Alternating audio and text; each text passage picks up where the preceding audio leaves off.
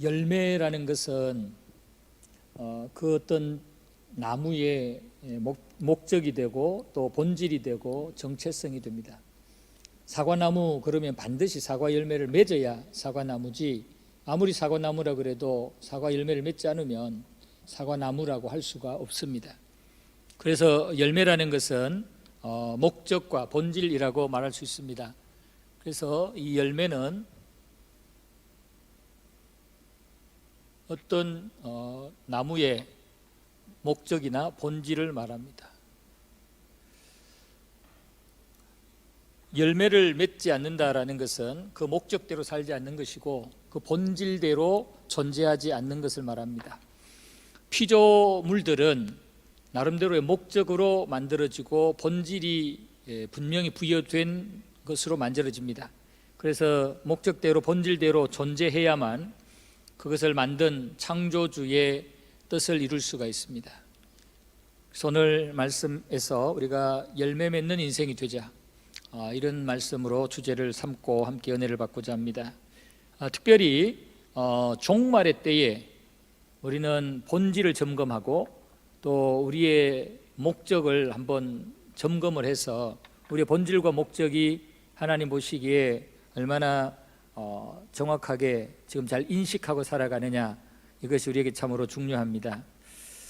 종말, 지난 수요일 날 제가 구속사적인 그 도표를 하나 그리면서 창조와 함께 심판이 있는 종말이 있다는 것을 말씀을 드렸는데, 이 종말은 결국은 심판의 때를 얘기합니다. 예수님이 재림하셔서 심판하시는 그 심판의 때를 얘기하는데, 그 심판의 때가 오기 전에 우리의 모습을 점검해서 멸망당하는 심판을 면할 수 있는 그런 지혜를 가져야 된다는 말씀을 지난 수요일 날 들었습니다.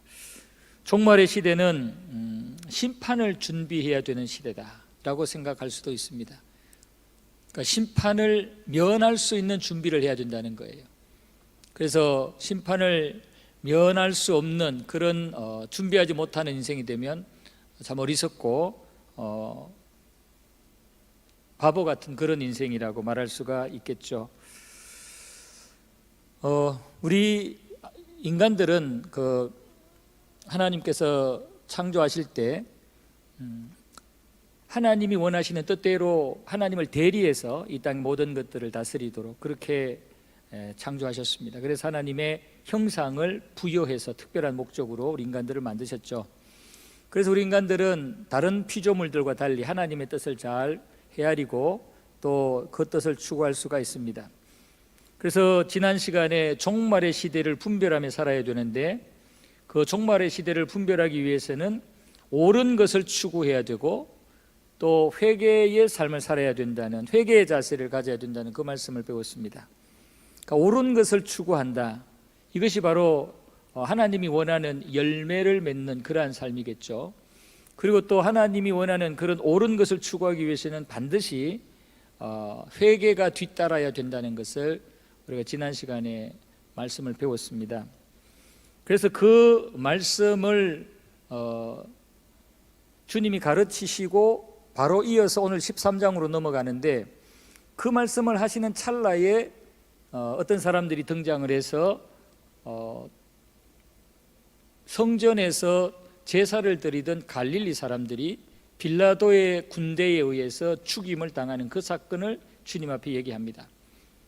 그리고 또 실로암 망대가 무너져서 18사람이 죽게 된 이 사건을 얘기합니다. 그러면서 이들의 마음속에는 이들이 지은 죄가 많아가지고 하나님 앞에 벌받아가지고 이렇게 비참하게 죽게 되었다라는 그런 식으로 주님 앞에 얘기를 할 때, 주님께서는 앞에 얘기했던 의의 삶을 살기 위해서 먼저 자신을 돌아보며 회개해야 될 그 회개에 대한 말씀으로 함께 이어가면서 13장에 계속 말씀을 하고 있습니다. 그래서 우리가 생각해야 될 것은 앞장에 12장 끝에 나오는 그 내용을 보면서 종말의 때를 살 때 필요한 자세는 먼저 의의 삶을 점검을 해야 된다. 그러니까 옳은 하나님 보시기에 옳은 그러한 삶이 무엇인지를 점검을 하는 삶을 살아야 되고, 그러기 위해서 필요한 것이 회개다. 회개의 기회를 놓치지 않도록. 그래서 회개하면서 하나님 보시기에 의의 삶을, 본질적인 목적에 합당한 삶을 살아야 될 것을 말씀을 하는 거죠. 그러니까 우리는 죄인이기 때문에 이 의의 삶을 살기 위해서 우리를 돌아보다 보면은 우리의 죄가 생각나서 회개가 반드시 우선되어야 된다는 거죠. 그래서 우리의 삶의 모습을 회개하면서 이제 하나님 보시기에 의로운 삶을 살게 되는 것이 심판이 임박한 종말의 때를 사는 우리들에게 필요한 자세다. 이것을 말씀을 하면서 13장에서 다시 한번 이 부분을 말씀을 하시는데, 먼저 우리가 여기서 교훈을 받아야 될 것은, 우리가 종말의 때에 의의 삶을 살고 회개하는 삶을 살아서 하나님 앞에 열매 맺는 그러한 목적과 본질을 회복하려면 먼저 우리에게 필요한 것이 죄인 의식이 필요한 것을 주님이 말씀해요. 죄인 의식. 우리들에게 죄인 의식이 필요한 것을 주님이 지금 두 가지 사건을 예로 들면서 말씀을 하시는데요. 모든 인간들은 아담 하와가 범죄하면서 다 죄인입니다. 이 땅에 의인은 한 사람도 없습니다. 만약에 나는 죄인이 아니다 그러면 하나님을 거짓말하는 자로 만든다고 요한 1서에서 말씀을 합니다. 그러니까 모든 인간들은 다 죄인이다. 그래서 나는 죄인이다라는 그런 죄인의식이 반드시 필요한 거예요.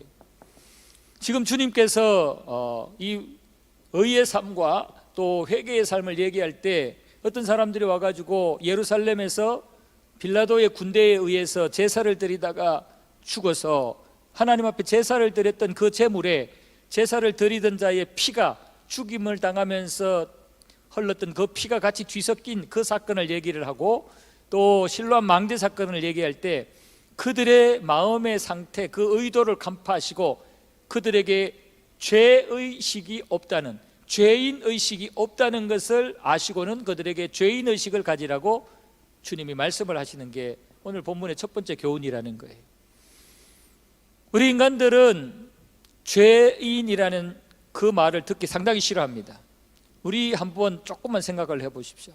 우리가 죄인에게는 너 죄인이지 그러면 되게 듣기 싫어합니다. 그런데 죄를 짓지 않은 그런 사람에게 너 죄인이지 그러면 여유를 가지고 당당하게 죄인 아니라고 그럽니다. 진짜 죄를 지은 사람은 그 죄에 대해서 얘기하면 되게 기분 나빠하고 거기에 대해서 아주 과민하게 반응을 합니다. 그러나 그 죄를 짓지 않은 사람은 나름대로 당당하고 여유 있게 그렇게 대처하는 거예요. 그러니까 우리에게는 스스로 죄인이 아니라는 그런 좀 그 죄인 의식에 대한 부담감이 있어서 어떤 명분과 핑계를 가지고도 스스로가 죄인 아니라는 것을 자꾸 표현을 하려고 그래요. 그래서 자기의 어떤 죄인된 그 모습들을 감추려고 외식하는 그런 모습도 하고, 또 나보다 더 현실적으로 많은 죄를 짓고 하나님 앞에 부끄러운 사람들의 얘기를 자꾸 합니다. 그러면서 상대적으로 나는 저 사람보다 죄를 적게 지었다, 저 사람에 비하면 나는 죄도 아니다, 내가 사는 것은 의로운 모습이다, 뭐 이런 식으로 나름대로 보상을 받고 자기 자신을 미화하려고 하는, 합리화하려고 하는 그런 어떤 행태를 취합니다. 오늘 본문에 등장하는 이 사람들이 바로 그렇다는 거예요. 첫 번째 등장하는 사람들이 예루살렘 성전에서 죽임을 당한 자들을 얘기합니다. 이 예루살렘 성전에서 제사를 드리다가 죽임을 당한 사람들, 당시에 로마의 핍박 아래, 그 통치 아래 있었기 때문에 민족주의자들 중에는 어떻게든 로마로부터 독립하려고 하는 그러한 사람들이 많이 있었어요. 그래서 이 로마로부터 독립하려고 하는 자들이 독립에 대한 어떤 거사를 언제 자주 했냐면은 사람들이 많이 모이는 절기 때, 그러니까 예루살렘의 이스라엘 전역에서 또는 다른 외국에서도 살던 사람이 절기를 지키러 오잖아요.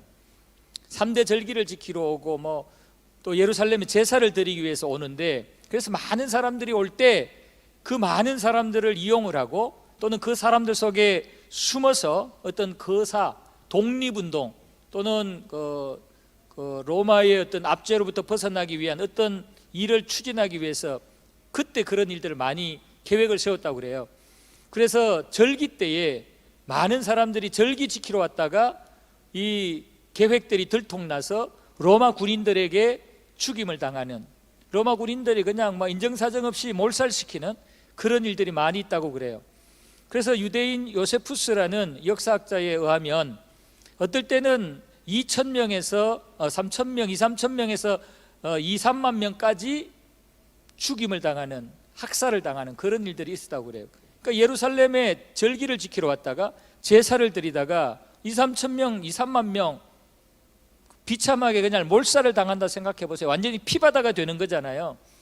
그래서 하나님 앞에 드리던 그 제사에 그런 피들이, 그런 죽임을 당한 자들의 피가 섞여서 문제가 되는 그런 상황들이 많이 있었는데, 오늘 바로 그 얘기를 하는 겁니다. 예루살렘 성전에서 죽임을 당한 사람들의 그 피로 말미암아 예루살렘 성전에서 제물로 드렸던 그 제물들이 이들의 피와 섞여서 온전한 제물이 되지 못한 그런 부분들에 대해서 얘기를 하는데, 이 얘기를 하는 사람들의 저의가 뭐냐, 왜 이 얘기를 했느냐, 그 사람들은 죄가 많아서 그렇게 당했고 우리들은 그 사람들보다 죄를 적게 지었기 때문에 우리는 이렇게 지금 안전하게, 건전하게 존재하고 있습니다. 이런 마음을 가지고 얘기하는 거예요.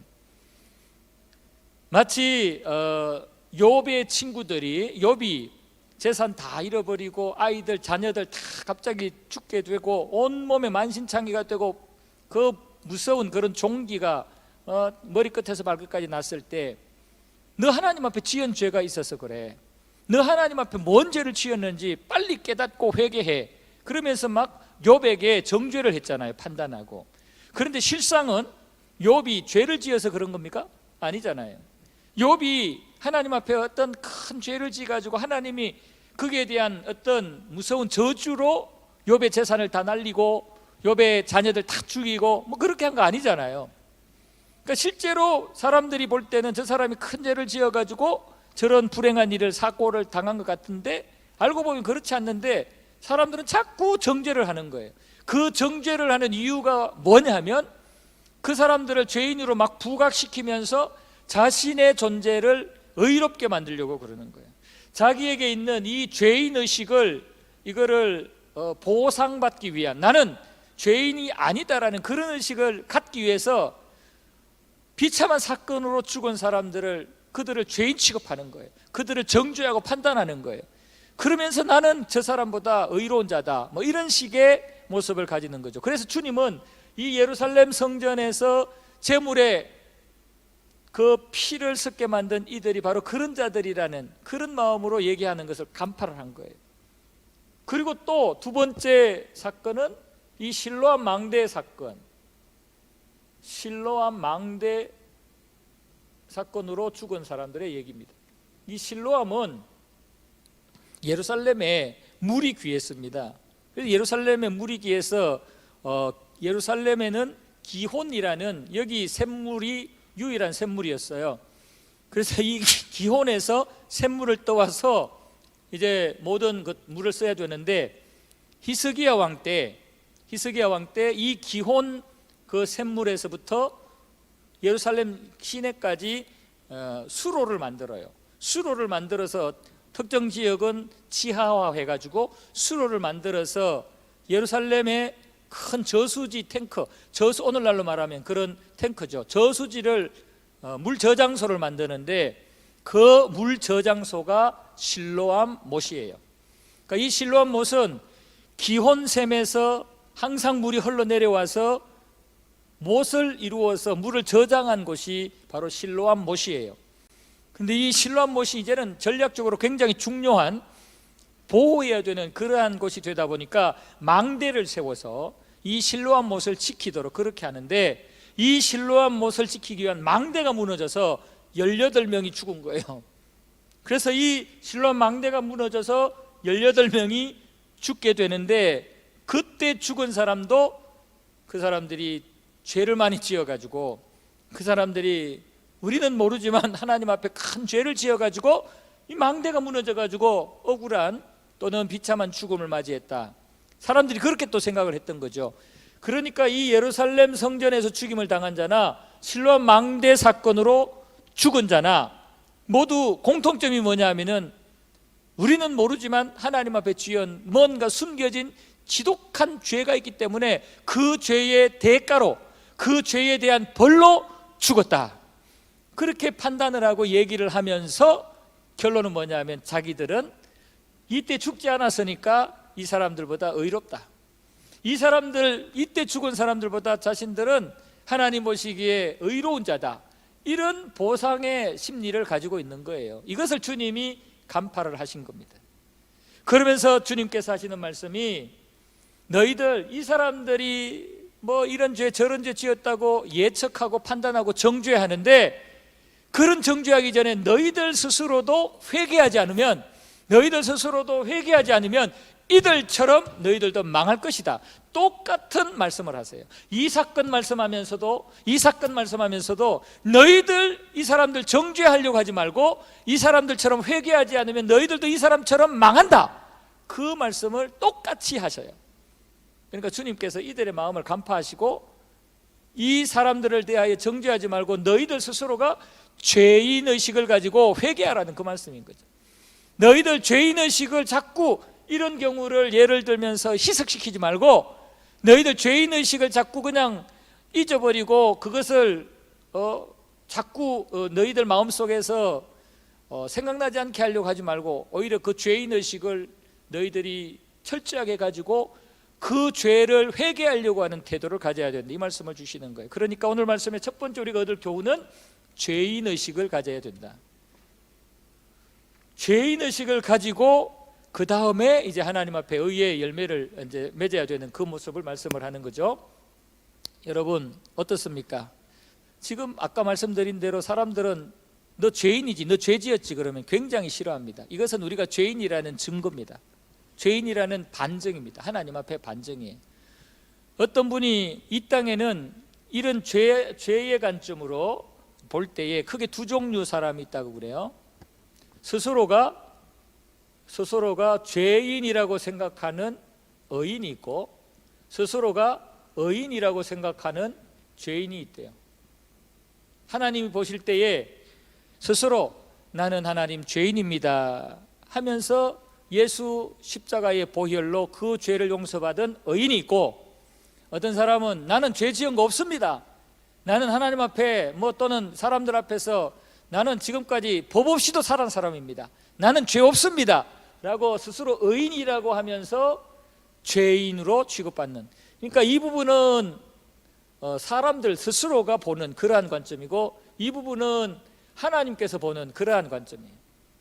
사람 스스로가 죄인이라고 인식을 하고 하나님께 엎드리면 하나님은 그를 의인으로 보시고, 사람 스스로가 나는 의인이다 라고 얘기하고 그런 관점으로 자기를 보면 하나님은 그를 죄인으로 본다는 의미죠. 우리는 이 부류에 속해야 되죠. 우리는 다 이 부류잖아요. 우리는 하나님 앞에 죄인의식을 가질 때 비로소 죄의 문제를 해결받아서 하나님 앞에 의인으로 인정받을 수가 있는 거예요. 만약에 우리에게 죄인의식이 없으면 우리 스스로가 나는 의인이다, 저 사람보다 나는 죄를 짓지 않았다라는 그런 교만한 생각들을 가지면 회개하지 않게 되니까 있는 죄가 사해지지 않아요. 있는 죄를 해결 못해요. 그렇기 때문에 죄인으로 남는 거예요. 우리 연합교회 성도 여러분들은 모두가 다 하나님 보시기에 의인이 되려면 스스로는 죄인이라는 의식을 가져야 됩니다. 굉장히 중요한 그런 부분이에요. 그래서 우리는 죄인의식을 가지고 항상 우리 자신을 돌아보면서 하나님 앞에 엎드리는 그러한 모습들을 가져야 되는 것입니다. 그리고 두 번째, 죄인의식을 가지게 되면 그 다음에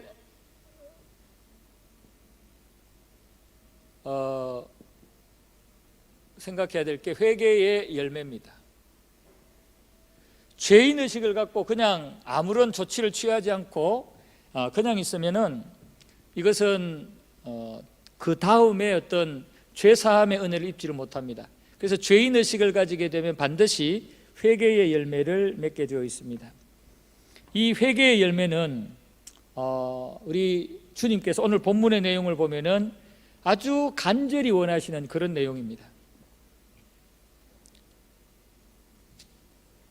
6절 이하의 말씀에 보면은 주님께서 저 죄인의식에 대한 강조를 하시고 그 다음에 하시는 말씀이 비유를 드시면서 포도원에 무화과 나무를 심었는데 이 무화과 나무가 열매를 맺지 않은 거예요. 충분히 열매 맺을 수 있는 기회를 줬는데도 열매를 맺지 않는 것을 보고 이 포도원 주인이 그 무화과 나무를 뽑아버리라, 이렇게 할 때 포도원 지기가 한 번만 더 기회를 주십시오. 제가 열매를 맺을 수 있도록 거름도 주고 땅도 이렇게 잘 개간을 해서 저 무화과 나무가 이번에는 꼭 열매를 맺을 수 있도록 제가 할 테니까 한 번만 더 기회를 주시고 이번에도 열매를 맺지 못하면 그때 뽑아버리시고 그냥 불태워 버리십시오. 이렇게 포도원 지기가 포도원 주인에게 부탁을 하는 그런 비유를 듭니다.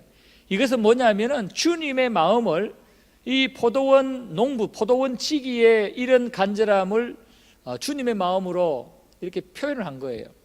그러니까 주님께서 회개의 열매를 맺기를 원하는, 우리 모두는 다 죄인의식을 가져야 되고 죄인인데 그 죄인의식으로 회개의 열매를 맺기를 원하는 그런 주님의 마음을 이 비유로 주님께서 말씀을 하신 겁니다.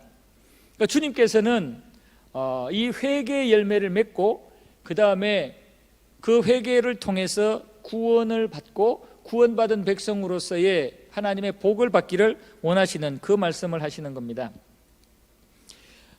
먼저 우리가 생각할 것은 여기서 우리 주님께서는 열매를 맺기를 원하세요. 열매 맺는 삶을 원하세요. 말씀드린 것처럼 이 열매는 그 어떤 물건들의 목적이고 본질이고 정체성이라고 말씀을 드렸습니다. 그러니까 주님께서는 이 땅에 우리 죄인된 인간들의 메시아로, 구원자로 오셨잖아요. 그렇기 때문에 주님이 이 땅에 오신 그 목적대로 우리가 주님의 이름으로 회개하며 살기를 원하시는, 그래서 회개의 그 열매를 꼭 맺기를 원하시는 그런 주님의 마음을 여기서 표현을 하고 있는 겁니다. 주님께서 만약에 우리에게 이 회개의 열매를 맺는 그런 간절한 마음이 없다면 주님이 이 땅에 십자가에 달려 죽으시기 위해서 오실 이유가 없죠. 주님이 이 땅에 성육신 하신 것 자체가 우리로 하여금 그 십자가에 달리신 예수님의 은혜로 회개의 열매를 맺기를 바라는 그런 마음이 있기 때문에 오신 거예요. 우리가 회개하는 그런 모습을, 우리의 죄를 인식하고 그 죄 문제를 실제로 회개하기를 원치 않는다면 우리 주님이 이 땅에 오실 리가 없어요. 주님이 이 땅에 성육신 하신 것은 우리가 죄인의식을 가지고 실제로 회개의 그 열매를 맺기를 원하는 주님의 마음을 우리에게 표현을 한 거거든요. 그러니까 우리는 주님이 십자가에 달리신 것을 보면서 뭐 구원, 천국 이것도 생각해야 되지만 우리가 죄인의식을 가지고 죄 문제를 해결하는 그 회개의 삶을 열매로 실제로 맺으며 살기를 얼마나 원하시는지, 그 주님의 열매 맺기를 원하는, 회개의 열매 맺기를 원하는 그 마음을 헤아릴 수 있어야 돼요. 지금 많은 인간들이 주님께서 하늘 영광 보좌를 버리고 이 땅에서 최악의 고난과 비참한 죽음을 당하시고 사망 권세를 이기시고 부활하신 그 복음에 대한 그 가치를 모름으로 인해 가지고 실제로 어떻게든 회개하고 죄 문제를 해결받아 구원받고자 하는 그런 열매 맺는 삶을 살지 않아요. 우리 주님이 얼마나 답답하고 얼마나 힘든지 몰라요. 포도원에 무화과 나무를 심었어요. 그리고는 이 무화과 나무로 하여금 무화과 열매를 맺으라고 이 포도원 지기가 온갖 노력을 다 했어요. 뿌리가 잘 내리라고 땅도 개간하고 또 가뭄이 들거나 물이 필요하면 물도 주고 거름도 주고, 그렇게 해서 이 무화과 나무를 열매를 맺을 수 있도록 잎이 무성하도록 잘 키웠어요.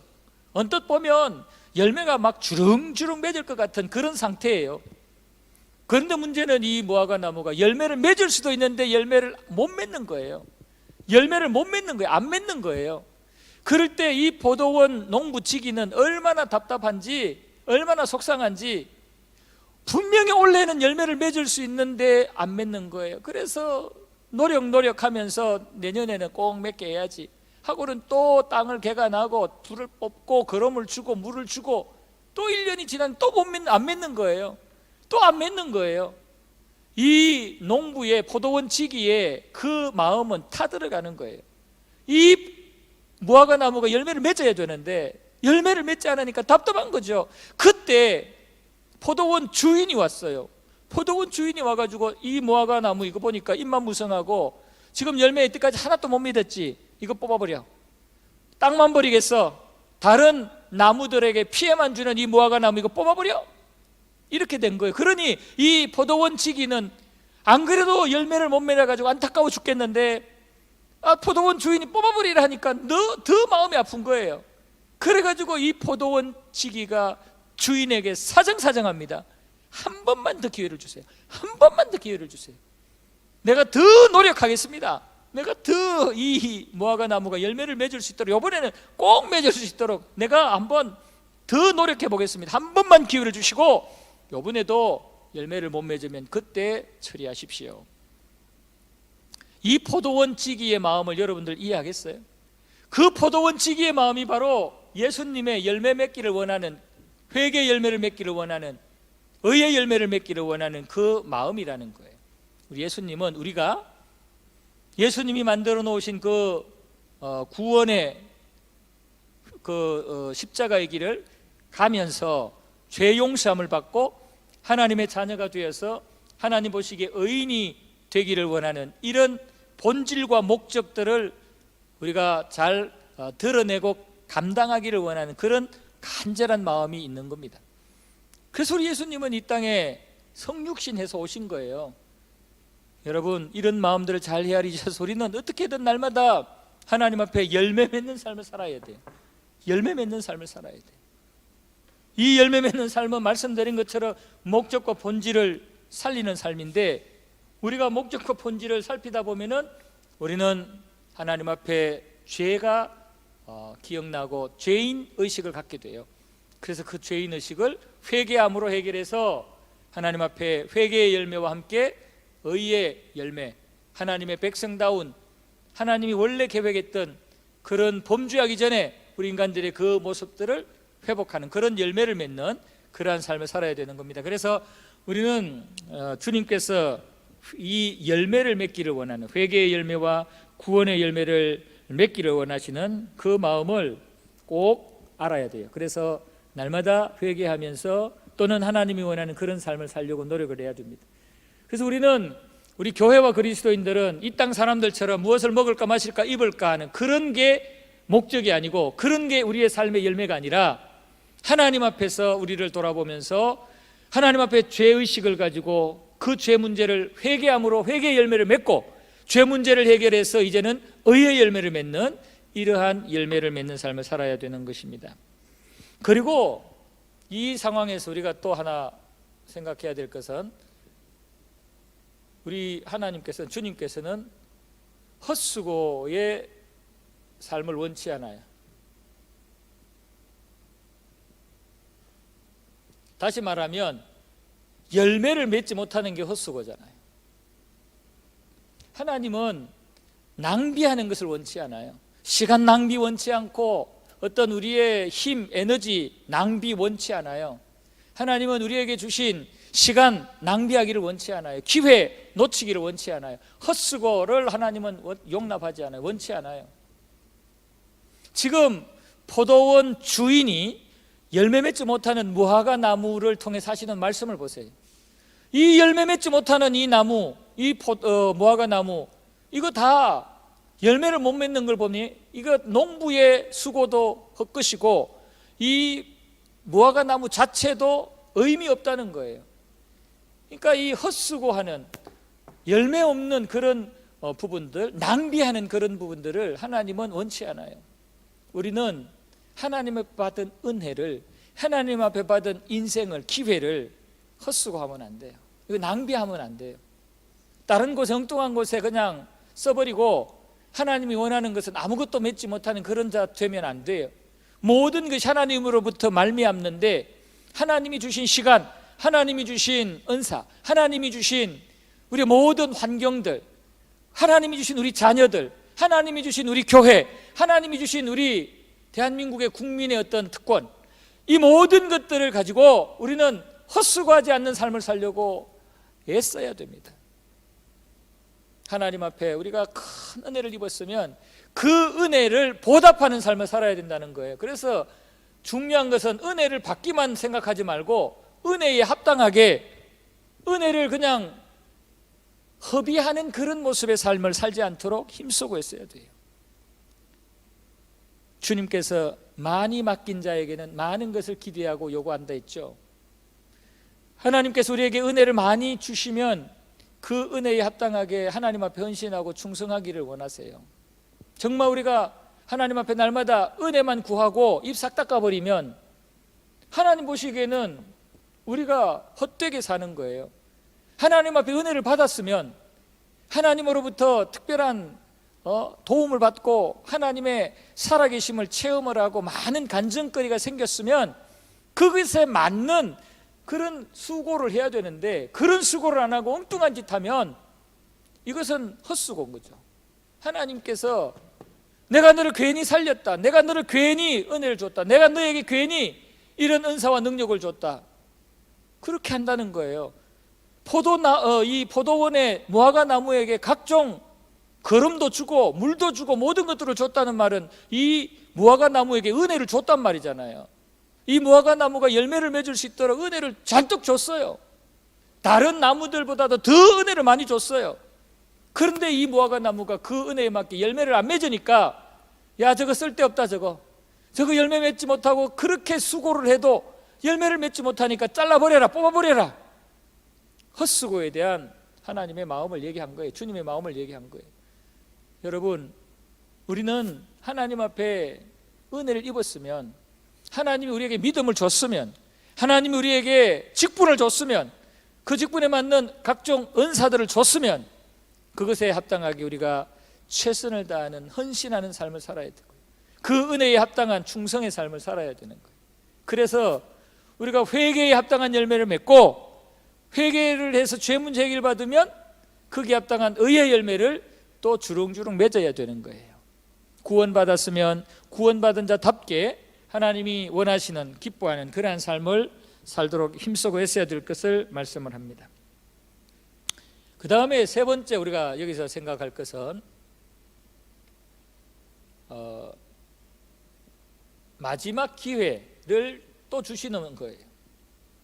지금 포도원 농부가 주인이 이 무화과 나무를 뽑아버리려고 심판하려고 할 때 잠깐만요 하고는 한 번만 더 기회를 주세요 하며 간절하게 요청하는 그 포도원 농부의 마음을 생각을 해보면 이 포도원 농부가 포기하지 아니하고 어떻게든 이 열매를 맺지 못하는 지금까지 헛고생하게 만들었던 무화과 나무지만 또 한 번의 기회를 주는 거예요.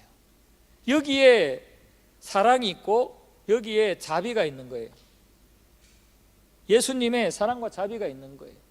우리를 향해서 우리가 날마다 하나님이 원하는 수준과 기준에 못 미쳐도 우리 주님은 지금도 한 번만 더 심판하시려고 주님이 우리 하나님이 하실 때 잠깐만요, 한 번만 더, 조금만 더 기다려 주세요. 우리에게 인간들 중에 한 명이라도 더 구원시키고 한 명이라도 더 복음을 받아들이고 하나님의 백성 만들기 위해서 계속해서 우리에게 마지막 기회를 계속 주시기 위해서 연장을 하시고 또 사랑과 자비의 마음으로 중보하시는 그런 주님의 마음을 여기서 우리가 읽을 수 있어야 됩니다. 사실 우리는 아담과 하와가 타락하고 범죄했을 때 그때 그냥 인류는 끝장나는 거예요. 그때 심판해도 우리는 할 말이 없어요.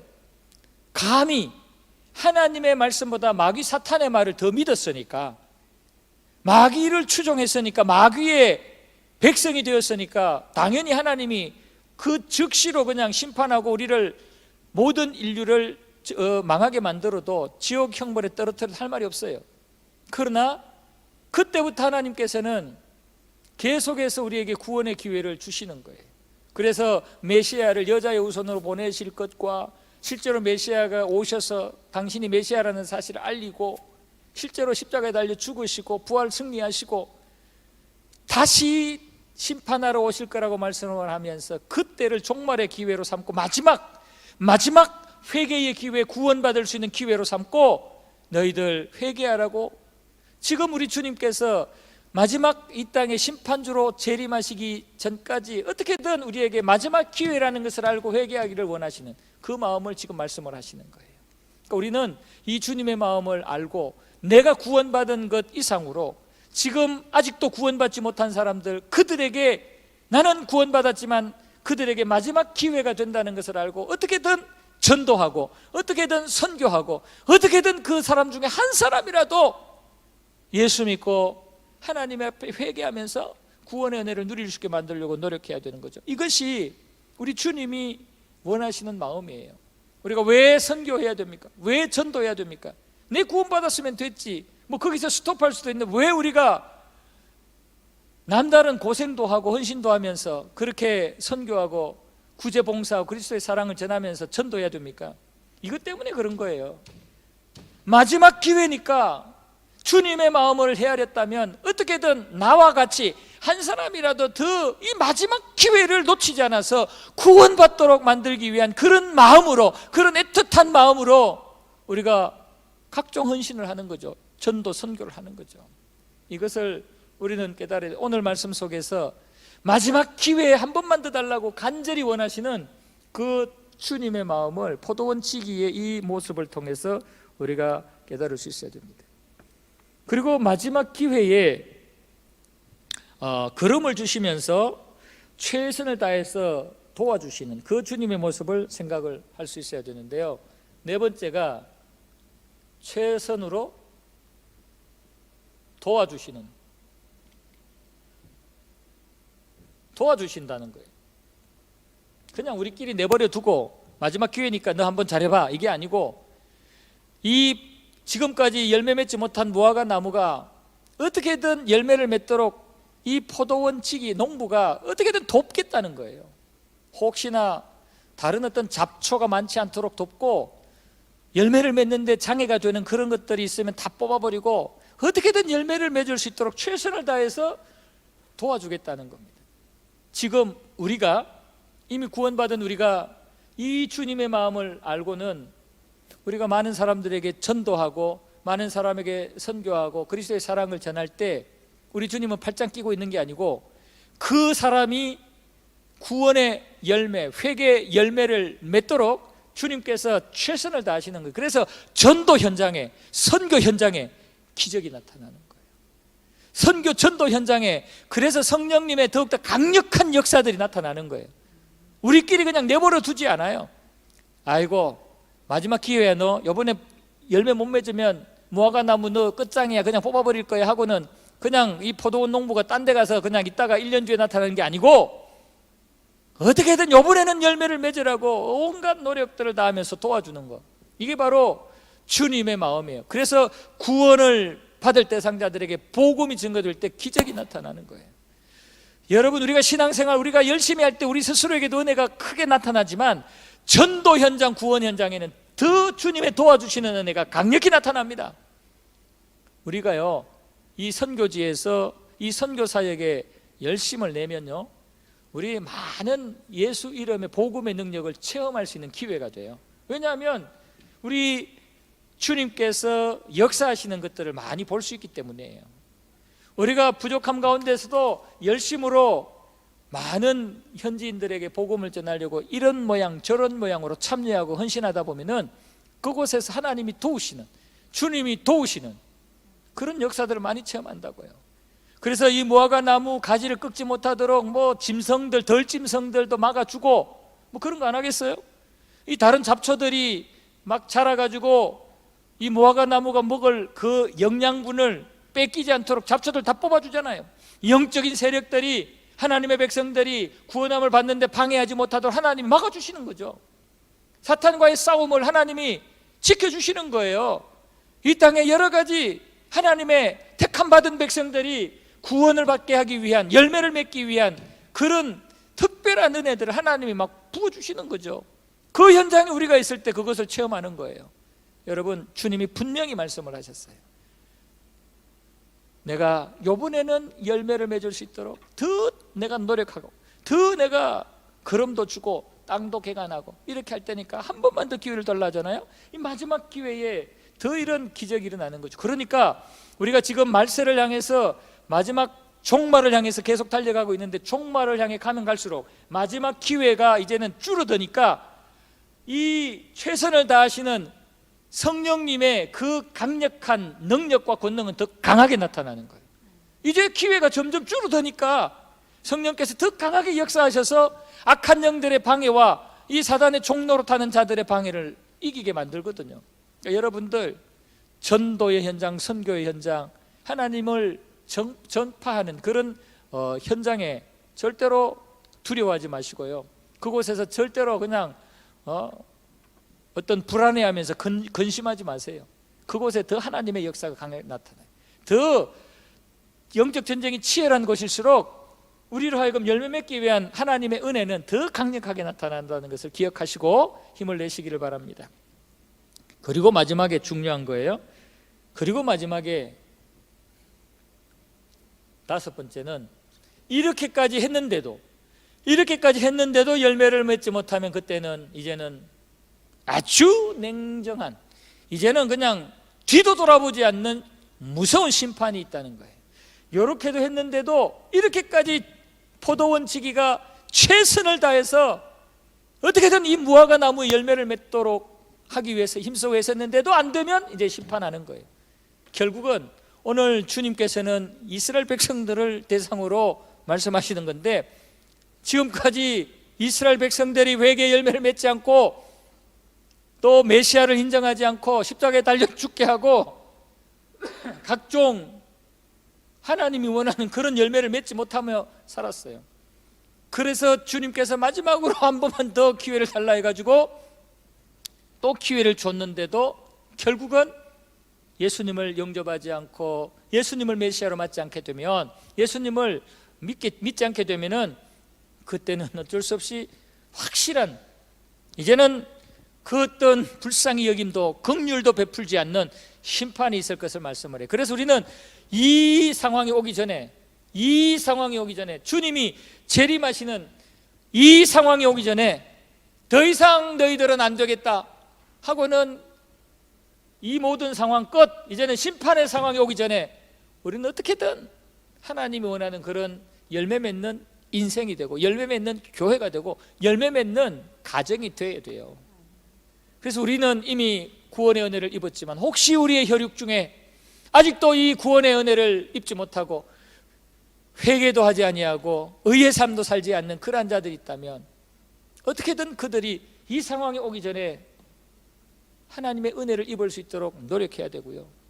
또 이 땅에 비록 혈육도 아니고 동족도 아니고 뭐 어떤 이해관계가 전혀 없는 그런 사람이라도 이 땅에 2억 7천만 명의 영혼이 있다면, 그 영혼들도 주님이 구원받기를 원하시는, 그 영혼들도 저 회개의 열매, 의의 열매를, 구원의 은혜를 입기를 원하시는 주님의 마음을 안다면, 우리는 그들을 위해서 이 땅에 있는 동안이라도 열심으로 그들이 주님을 만날 수 있도록 힘쓰고 애쓰는 자가 되어야 됩니다.